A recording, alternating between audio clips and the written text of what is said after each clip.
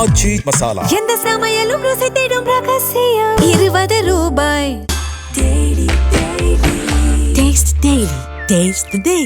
பொறக்காத குழந்தைக்கு பேர் வைக்கிற கதை தான் இன்னைக்கு நடக்கிற கதை அப்படிங்கறத நாம முதல்ல புரிஞ்சுக்கணும். ஏன்னா அதுல என்ன இருக்க போகுதுன்றது யாருக்குமே தெரியாது. அதுக்கு ஒரு தீர்மானம் அப்படிங்கிறது என்னன்னா, இன்னைக்கு பட்ஜெட்ல மிகப்பெரிய ஏமாற்றம் மக்களுக்கு ஏற்பட்டிருக்கு. அந்த ஏமாற்றத்தை டைவர்ட் பண்ணணும் அப்படின்னா நம்முடைய மக்களுக்கு மொழியை பத்தி பேசினா போதும், தமிழ்நாடுன்னு பேசினா போதும், அதை டைவர்ட் பண்ணிடலான்ற நம்பிக்கையில பேசுறதுதானே தவிர இதற்கு எந்த விதமான சட்டப்பூர்வமான அங்கீகாரமும் கிடைக்க போறது இல்லை. மக்கள் தொகை அடிப்படையில உங்களுக்கு கொடுக்க போறோம்னு எங்கேயாவது சொல்லிட்டாங்களா? இதுக்கு எங்கேயாவது சொன்னாங்களா? இல்ல. எந்த மாதிரி செய்ய போறோம்ன்ற வரையறை இன்னும் ஒரு பில்ல ஃபார்ம் பண்ணி கொண்டு வந்து டேபிள் பண்ணவே இல்லை. அதுக்கு முன்னாடி இது இப்படிதான் இருக்கும்னு நினைச்சு ஈர பேராக்கி பேனை பெருமாளாக்குறதுன்னு சொல்லுவாங்க. அப்படி ஒரு விஷயத்த இந்த கவர்மெண்ட் செஞ்சுக்கிட்டு இருக்குது. ஆதவர்ஜுனா பேசினதை நான் கேட்ட உடனே எனக்கு எந்த யூனிவர்சிட்டியில அவர் படிச்சாரோ அந்த யூனிவர்சிட்டியில போய் நான் வெரிஃபை பண்ணணும்னு நினைச்சேன். ஏங்க அங்க கூடனா இங்கேயும் ஆமாங்க, இங்கேயும் கூடுது இல்ல, அப்படிதானே பாக்கணும். அப்படி சொல்படி பார்த்தா நீங்க என்ன சொல்றீங்க, 4 ஸ்டேட் அங்க டிசைட் பண்ணா இப்பவே அப்படிதான் இருக்கு, நாளைக்கும் அப்படிதான் இருக்கும். அதுல எந்த மாற்று கருத்தும் இல்லை. ஏன்னா அது மாநிலம், மிகப்பெரிய மாநிலம், அங்க சட்டப்பேரவை தொகுதிகள் அதிகம். ஏன் நீங்க பாசிட்டிவ் சைட யோசிக்காம எனக்கு 2 கண்ணு போனாலும் பரவாயில்ல, எதிராளிக்கு 1 கண்ணு போயே ஆகணும்னு நிக்கிறீங்க? இந்த 4 ஸ்டேட்டும் கொடுக்காமையே இன்னைக்கு மத்திய அரசால கம்ஃபர்டபுளா ஆட்சி அமைக்க முடியுது. அப்படி இருக்கும்போது கூடினாலும் இதே நிலைமைதான் இருக்கும், அதுல ஒண்ணும் இல்லை. ஆனால் 39 மக்களவை தொகுதி கொண்டு வரும்போது நம்மகிட்ட மக்கள் தொகை என்னவாக இருந்தது, இன்னைக்கு மக்கள் தொகை என்னவாக இருக்குது? ஒரு 20 வருஷத்துக்கு முன்னாடி இதே ஸ்ரீபெரும்புதூர்ல மக்கள் தொகை என்னவாக இருந்தது? அதாவது தொகுதி, நான் சொல்றது இந்த 6 சட்டமன்ற தொகுதியும் சேர்த்து.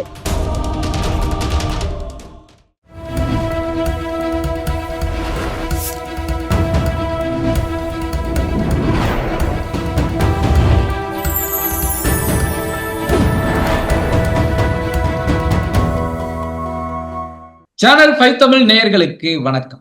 இந்த நேர்காணலில் நம்மோடு இணைந்திருப்பவர் தமிழக பாஜகவின் மாநில பொருளாதார பிரிவு அமைப்பாளர், கல்வியாளர் காயத்ரி அவர்கள். வாருங்கள், அவரோடு பேசுவோம். வணக்கம் மேடம். வணக்கம் மேம். இன்றைக்கு முதலமைச்சர் ஜோசப் விஜய் தலைமையிலாக தனி தீர்மானம் கொண்டு வந்திருக்காங்க தொகுதி மறுவரையறை நடவடிக்கை எதிராக. இந்த 543 அப்படியே தான் இருக்கணும் அப்படின்னு சொல்றாங்க. இதற்கு திமுகவுமே, முன்னாள் ஆளுங்கட்சியா இருந்த திமுகவுமே இப்ப ஆதரவு தெரிவிச்சிருக்காங்க. எப்படி பாக்குறீங்க இதை?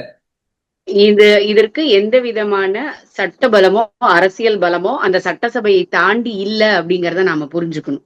அவ்வளவுதான், சிம்பிளா சொல்லணும் அப்படின்னா, நீங்க என்ன தீர்மானம் வேணா, நீங்க இங்க இருந்து பாத்திருப்பீங்க, சைனா இன்னொரு நாட்டோட போரிடுதுன்னா அவர்களை நாங்கள் போரை நிறுத்துமாறு வலியுறுத்துகிறோம் அப்படிம்பாங்க. சைனாவும் உக்ரைனோ ரஷ்யாவுக்கோ நீங்க தமிழ்நாடு சட்டமன்றத்துல என்ன தீர்மானம் போடுறீங்களோ அது எப்படி பைண்ட் பண்ணாதோ அதே போலதான் இதுல எந்த விதமான பைண்டிங்கும் கிடையாது அப்படிங்கறத நம்ம புரிஞ்சுக்கிறோம். சரி, என்ன இதுல தெரிஞ்சுக்கலாம் அப்படின்னா, யார் யார் இதற்கு ஆதரவாக இருக்காங்க, யார் யார் இதற்கு எதிராக இருக்காங்க அப்படின்னு தெரிஞ்சுக்கலான்ட்டு தான். திமுகவை பொறுத்த வரைக்கும் இதற்கு முன்னால திருச்சி சிவா அவர்கள் அப்படின்னு நான் நினைக்கிறேன், அவங்க சொன்னாங்க, ஒரு வாரத்துக்கு முன்னாடி இதை பற்றிய பேச்சு வந்தப்போ சொன்னாங்க, இதுல ஏதாவது மாறுதல்கள் இருக்கான்னு பாக்குறோம்.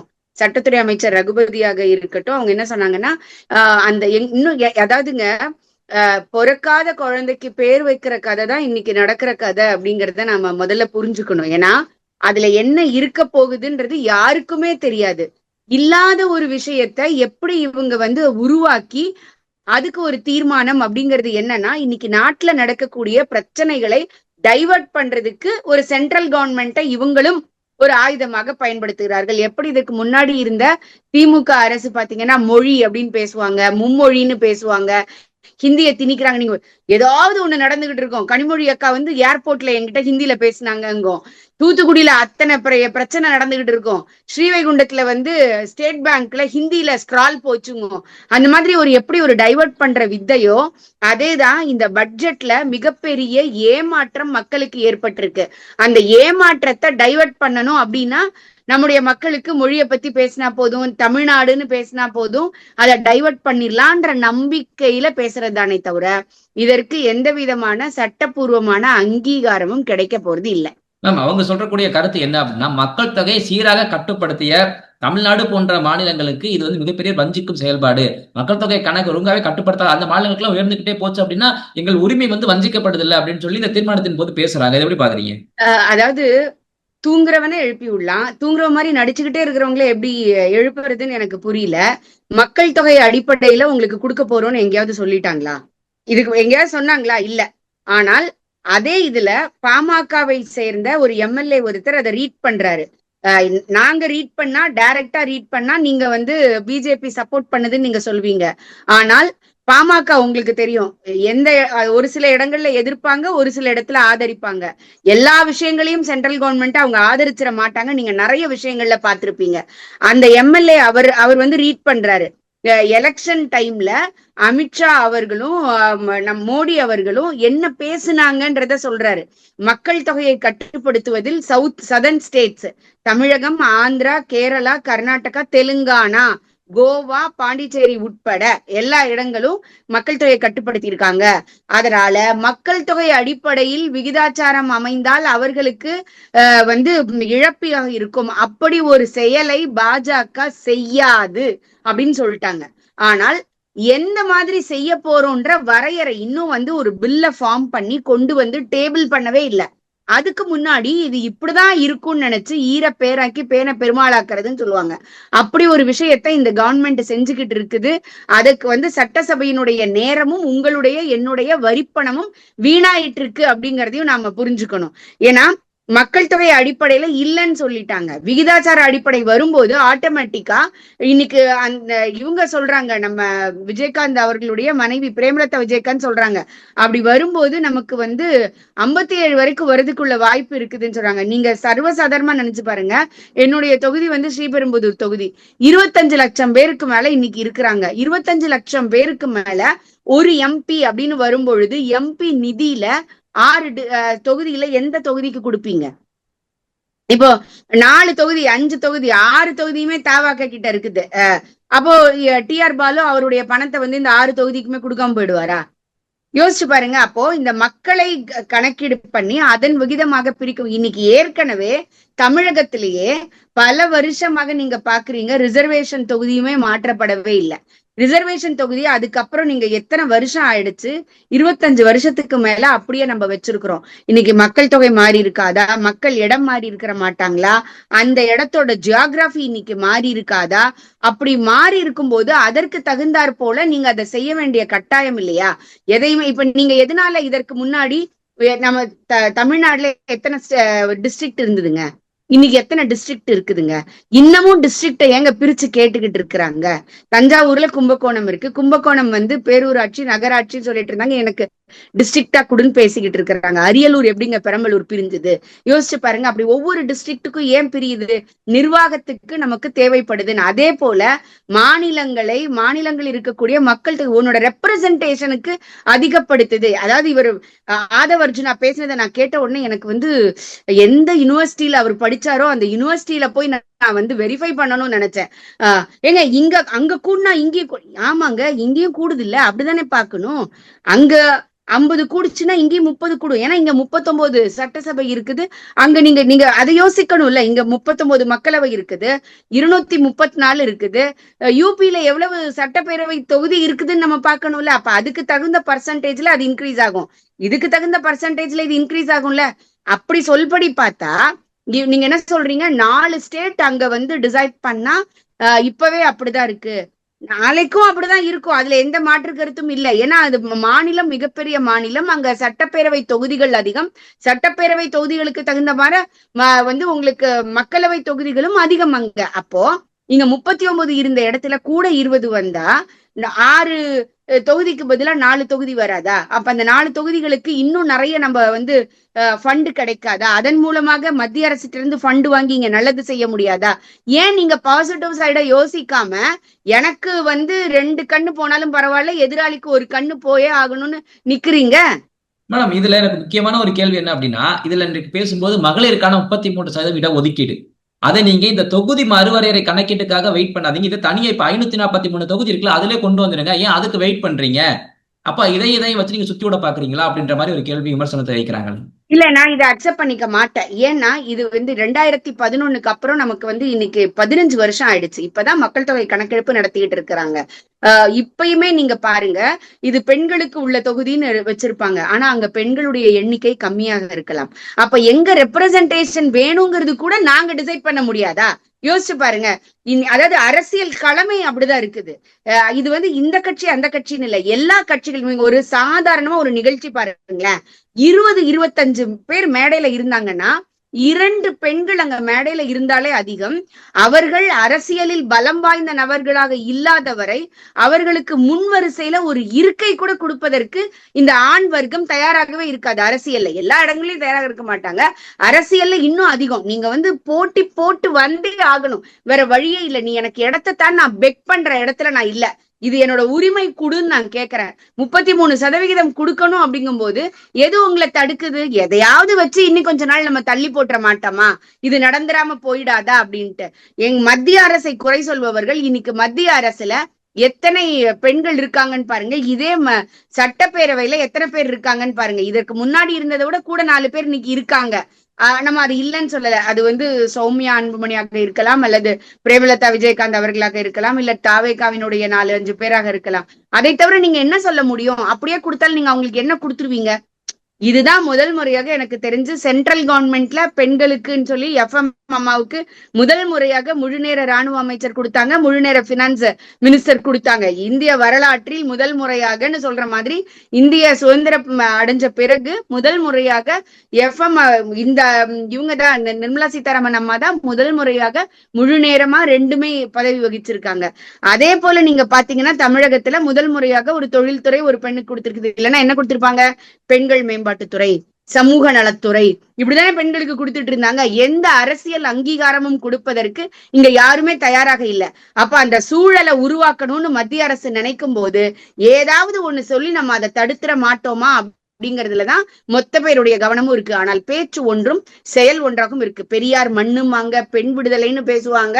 ஆனால் அங்க போய் சீட்டு கேட்கணும்னா இன்னைக்கு டிவிக்கோட சேர்ந்துகிட்டு சட்டப்பேரவையில எதிர்ப்புக்கு ஆதரவு தெரிவிச்சிருக்காங்க. இதுதான் அவர்களுடைய உண்மை நிலை.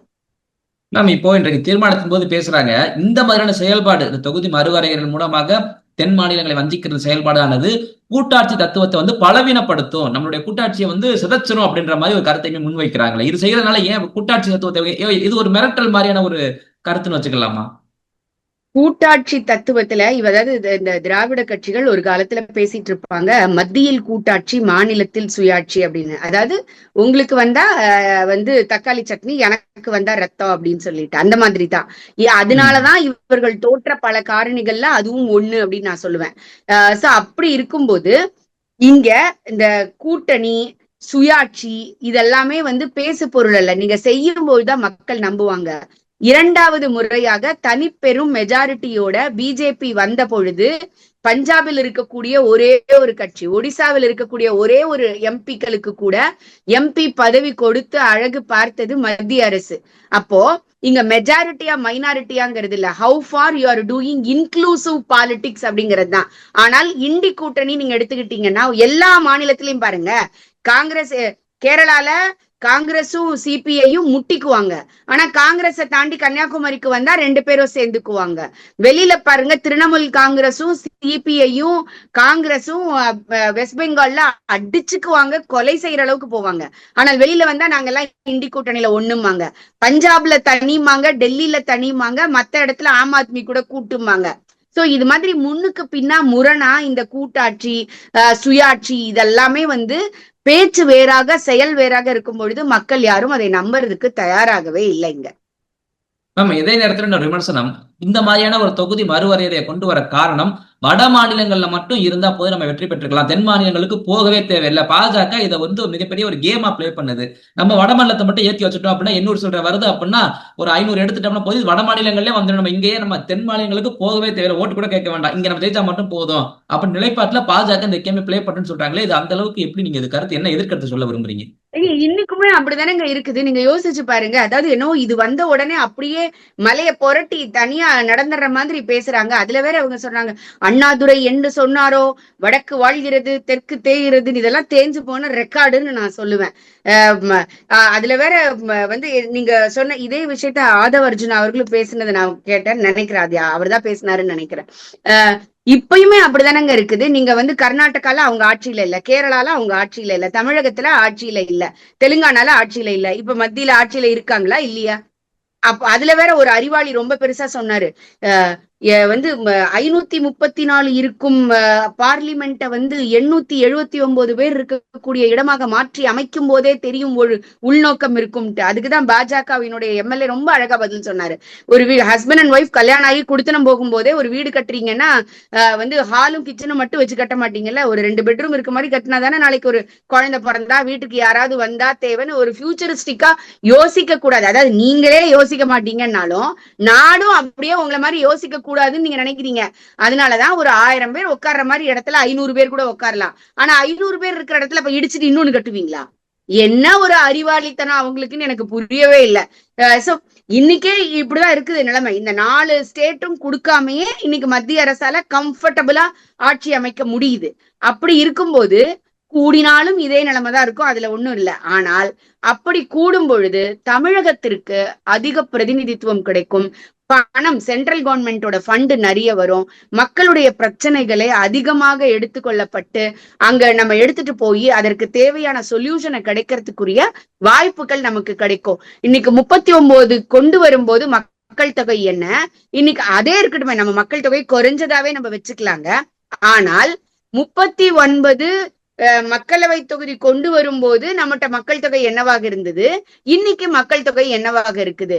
ஒரு 20 வருஷத்துக்கு முன்னாடி இதே ஸ்ரீபெரும்புதூர்ல மக்கள் தொகை என்னவாக இருந்தது? அதாவது தொகுதி நான் சொல்றது இந்த 6 சட்டமன்ற தொகுதியும் சேர்த்து என்னவாக, நீங்க யோசிச்சு பாருங்க. உங்களுக்கு தெரியும், சென்னையில இருக்கக்கூடிய ஒரு கவுன்சிலர் தொகுதியும் பாண்டிச்சேரியில மக்களவை தொகுதியுமே கூட நம்ம சொல்லலாம் ஒண்ணு இல்லைங்களா? அவ்வளவு பெரிய தொகுதி வித்தியாசம் நமக்கு இருக்குது. கிராமப்புறங்கள்ல ஒரு மொத்த கிராமமும் சேர்ந்தா இங்க ஒரே ஒரு கவுன்சிலருக்கு இருக்கக்கூடிய இடமாக நாம பாக்குறோம், ஒரு தொகுதி அளவுக்கே நம்ம பாக்குறோம். அப்படி இருக்கும்போது மக்கள் தொகை மிகப்பெரிய அளவுக்கு வளர்ந்திருக்குது. இடம் மூமெண்ட், ஒரு இடத்துல இருந்து இன்னொரு இடத்துக்கு மக்கள் தொகை இடம் பெயர்ந்திருக்கிறாங்க. அப்ப அதையெல்லாம் சேர்த்து அது வந்து அந்த மக்களுக்கு பலன் கொடுக்கணும் அப்படின்னா இந்த திட்டம் வரணும். எப்படி வந்து ஒரே தேர்தல் அப்படிங்கும் போது, ஒரே நாடு ஒரே தேர்தல் போது எல்லாருமே என்னவோ இந்திரா காந்தி செத்து போயிட்டாங்களா அப்படிங்கிற மாதிரி முழிச்சு எழுந்தாங்கல்ல. எனக்கு தெரிஞ்சு நானே ஒரு எலெக்ஷன் வந்து நான் ஓட்டு போட ஆரம்பிச்சேன். ஒரு எலெக்ஷன்ல வந்து மக்களவைக்கும் நம்மளுடைய சட்டப்பேரவைக்கும் ஒண்ணு போல ஓட்டு போட்டிருக்கேன். அதற்கு பிறகு நீங்க எத்தனை தடவை காங்கிரஸ் பீரியட்ல ஆட்சியை கலைச்சிங்க அப்படிங்கறது கணக்கு தெரிஞ்சுதான் முதல்ல தனித்தனியா நடத்த ஆரம்பிச்சதே. அது வரைக்கும் ஒண்ணு போலதானே நடத்திக்கிட்டு இருந்தோம் நம்ம. அதே போல இதுவும் நடக்கும், கண்டிப்பாக இது நடக்கும், நடந்தே தீரும். இது நடந்தாதான் மக்களுக்கு நல்லது. நாம் என்னதான் அவங்க தீர்மானம் எல்லாம் கொண்டு வந்தாலும் மக்களின் முடிவு என்னவோ அதுதான் கடைசியில வந்து அது பிரதிபலிக்க போகிறது. இப்ப தமிழ்நாட்டு மக்களே நிறைய ஒரு 2 கோட்பாடுல எதை நம்ம சரின்னு எடுத்துக்கிறது? ஒரு பக்கம் மக்கள் தொகை, அதே நேரத்தில் நீங்க சொல்லும்போது நிர்வாகத்திறன். எத்தனை நாளுக்கு தான் அதே வச்சுட்டு இருப்பீங்க? மக்கள் தொகை அதிகமாகுது, நம்ம கொஞ்சம் எக்ஸ்டெண்ட் பண்ணாதான் நம்ம அதுக்கு நிர்வாகத்திறனா கொண்டு வர முடியும். மத்திய அரசு ஜனநாயக கோட்பாட்டின் அடிப்படையில் ஒரு புறமும், இன்னொரு பக்கம் தமிழ்நாட்டில் நாங்க மக்கள் தொகையை கட்டுப்படுத்தி இருக்கோம், நீங்க இப்படி பண்ணீங்கன்னா இவ்வளவு உரிமையை வஞ்சிக்கிற ஒரு நிலைப்பாட்டில் இருக்குன்னு இவங்க ஒரு கருத்தை வைக்கிறாங்க. இப்ப மக்கள் இந்த இரண்டையும் பார்க்கும்போது எது சரின்னு தேர்ந்தெடுக்கணும்? நீங்க சொல்லக்கூடிய எளிமையான கருத்து மூலம் எப்படி மக்கள் தெரிஞ்சுக்கலாம்? சரி தப்புன்னே நான் சொல்ல போலங்க. ஒவ்வொருத்தருக்கும் சரி தப்பு வேற வேறவா இருக்கும். ஆனா உண்மை ஒண்ணுதானங்க இருக்கும் இல்லைங்களா? சரி தப்பு உங்களுக்கு சரியா இருக்கக்கூடிய விஷயம் எனக்கு தப்பா இருக்கலாம். ஆனால் உண்மை வந்து இது பாதி உண்மை, இது வந்து உங்களுக்கு உண்மை எனக்கு பொய் அப்படிலாம் இல்ல. உண்மை ஒரே உண்மை. உண்மையை பொறுத்த வரைக்கும் விகிதாச்சார அடிப்படையில் போடும்பொழுது தமிழகத்திற்கு 59னா 39ல இருந்து 59, 57ல இருந்து 59னா 20 எம்பிக்கள் அதிகமாக கிடைப்பார்கள். நீங்க என்ன நினைக்கிறீங்க? எனக்கு 20 எம்பின்றது கம்மி, யூபிக்கு வந்து 30 எம்பிங்கிறது ஜாஸ்தின்றீங்க. அவன் வந்து 374க்கு மேல சட்டப்பேரவை தொகுதி வச்சிருக்கிறாங்க. எனக்கு தெரிஞ்சு 297 304 சம்திங் இருக்கு. அப்படி இருக்கும்போது அவர்களுக்கு அவர்களுடைய பாப்புலேஷனோட விகிதாச்சாரத்துக்கு தகுந்த மாதிரி தானே இதே எம்பிக்களுடைய தொகுதி அதிகரிக்கும். அப்படி இருக்கும்போது நீங்க எப்படி அதை தப்புன்னு சொல்ல முடியும்? இங்க 39ல இருந்து 59, ரொம்ப எளிய மக்களுக்கு புரியுற மாதிரி சொல்றேன். சென்ட்ரல் கவர்மெண்ட் உங்களுக்கு 39 இருக்குது, 39 மக்களவை தொகுதியில அங்க இருக்கக்கூடிய எம்பிக்கள் உங்களுடைய நலனை பார்க்க முடியல, நீ டெய்லி உன் எம்பிய பார்க்க முடியல. அதே இதை 59 அதிகரிச்சா பார்க்க முடியும். உன்னுடைய பிரச்சனைகளை சென்ட்ரல் கவர்மெண்ட்டுக்கு எடுத்துட்டு வந்து ஒரு ஸ்கூல் வேணுமா, அங்க ஒரு யூனிவர்சிட்டி கொண்டு வரணுமா, அங்க ஒரு இண்டஸ்ட்ரி கொண்டு வரணுமா, கொண்டு வர முடியும் அப்படின்னு சென்ட்ரல் கவர்மெண்ட் சொல்லுது. அது வேணுமா வேண்டாமா, இல்ல இவங்க செய்யற திரும்ப திரும்ப திமுக மாதிரியே தாவேக்காவும் செய்யற அரசியல்ல உழண்டு கிடக்கணுமாங்கிறத மக்கள் தான் முடிவு பண்ணணும். ஆனால் இதை பொறுத்த வரைக்கும் இப்ப இருக்கிற மெஜாரிட்டிலே இவர்களால அதை வின் பண்ண முடியும். நீங்க தனிப்பட்ட மக்கள் கொண்டு வர நினைக்கிறா மட்டும் இது நடந்துராதுன்னு நான் நினைக்கிறேன். கண்டிப்பா கண்டிப்பாக நான் சொன்னது எதுக்காக மக்கள் புரிஞ்சுக்கணும் அப்படின்றதுக்காக தான் இந்த கேள்வி நான் கடைசியில் முன் வச்சேன். ரொம்ப அருமையா எல்லா கேள்விகளுக்கும் பதில கொடுத்துருக்கீங்க. ரொம்ப நன்றி மேடம். அடுத்த நேர்காணலில் சந்திப்போம். நன்றி.